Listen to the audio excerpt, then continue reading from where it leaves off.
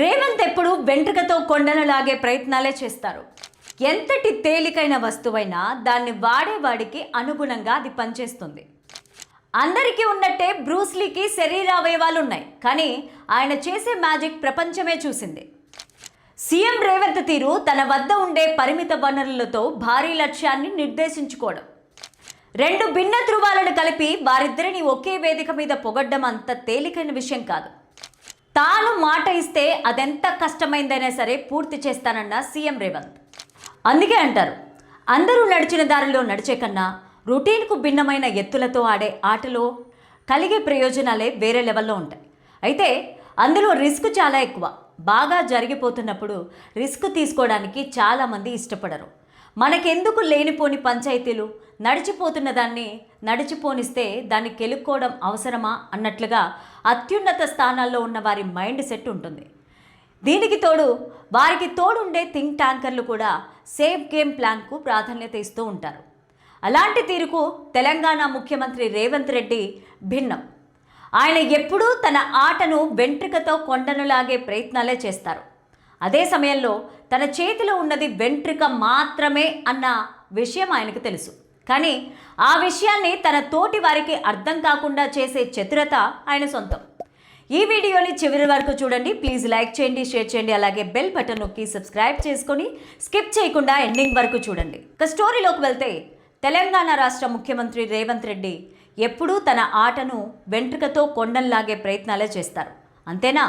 ఎంతటి తేలికైన వస్తువైనా దాన్ని వాడేవాడికి అనుగుణంగా అది పని చేస్తుంది అన్నది తెలిసిందే. అందరికీ ఉన్నట్లే బ్రూస్లీకి శరీరావయవాలు ఉన్నాయి, కానీ వాటిలో చాలామందికి పట్టని వస్తువుల సహాయంతో ఆయన చేసే మ్యాజిక్ ప్రపంచం ఎప్పుడో చూసింది. ఆయన చేతిలో ఉండే కాగితం ముక్క సైతం చాకు కంటే పదునుగా పనిచేస్తుంది.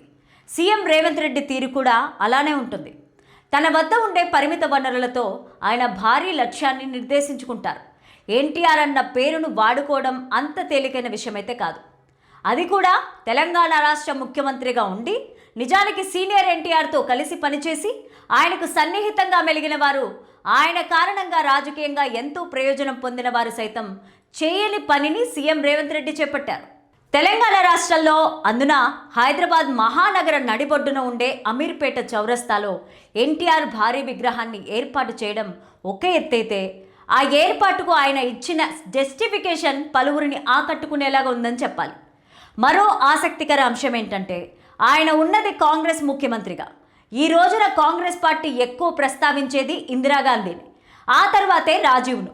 అలాంటి ఇందిరాగాంధీని ఎన్టీఆర్కు మధ్య నడిచిన ప్రత్యక్ష పరోక్ష యుద్ధం తెలిసిందే. అలాంటి రెండు భిన్న ధృవాలను కలిపి వారిద్దరిని ఒకే వేదిక మీద పొగడడం అంత తేలికైన విషయం కాదు. ఆ పనిని చాలా సులువుగా చేసేశారు. అంతేనా? ఎన్టీఆర్ను కులాలకు, మతాలకు, ప్రాంతాలకు అతీతమైన వ్యక్తి అని, ఆయన నిలువెత్తు స్ఫూర్తి అని చెప్పడం ద్వారా కొత్త రాజకీయ సమీకరణాలకు తెర తీశారని చెప్పాలి. ఎన్టీఆర్ విగ్రహాన్ని ఏర్పాటు చేయడం ద్వారా సీఎం రేవంత్కు నెగిటివ్ తప్పించి పాజిటివ్ ఏమాత్రం కాదన్న వాదన కొందరు వ్యక్తం చేస్తున్నారు. ఇదే విషయాన్ని తన ప్రసంగంలో సీఎం రేవంత్ ప్రస్తావించడమే కాదు, ఎన్టీఆర్ విగ్రహ ఏర్పాటు నెగిటివ్ ఏమాత్రం కాదన్న విషయాన్ని బహిర్గతంగా స్పష్టం చేయడం ద్వారా తాను చేసే పని తప్పు ఏమాత్రం కాదన్నది తేల్చి చెప్పినట్లయింది. ఇంతకు ఎన్టీఆర్ విగ్రహం ద్వారా రేవంత్కు కలిగే రాజకీయ ప్రయోజనం ఏంటి అన్నది చూస్తే పరిమితమనే చెప్పాలి. నిజానికి ఆయనకు కలిగే ప్రయోజనం కంటే కూడా ఆయన రాజకీయ ప్రత్యర్థి కేసీఆర్ అండ్ కోకు జరిగే నష్టమే ఎక్కువ కావడం ఆసక్తికరం. సీనియర్ ఎన్టీఆర్తో సన్నిహితంగా ఉండడమే కాదు, ఆయన ద్వారా రాజకీయ భిక్ష పొందిన కేసీఆర్ చివరకు ఆయన పేరును తన కొడుక్కి పెట్టుకున్నప్పటికీ చివరకు ఆయన విగ్రహాన్ని ఏర్పాటు చేసే విషయంలో ప్రదర్శించిన తీరు ప్రస్తావించడం ద్వారా కేసీఆర్ ఇమేజ్ను భారీగా దెబ్బతీశారని చెప్పాలి. అంతేకాదు, ఎన్టీఆర్ పేరును తన పేరుగా పెట్టినప్పటికీ ఆ విషయాన్ని, దాని ప్రాధాన్యతను కేటీఆర్ లాంటోళ్ళు గుర్తించడం లేదు సరికదా. సీనియర్ ఎన్టీఆర్ విగ్రహాన్ని ఏర్పాటు చేసే విషయంలో వ్యతిరేకిస్తున్న తీరును బాహాటంగా ప్రస్తావించడం ద్వారా రాజకీయంగా కేసీఆర్, కేటీఆర్ను దెబ్బతీశారనే చెప్పాలి.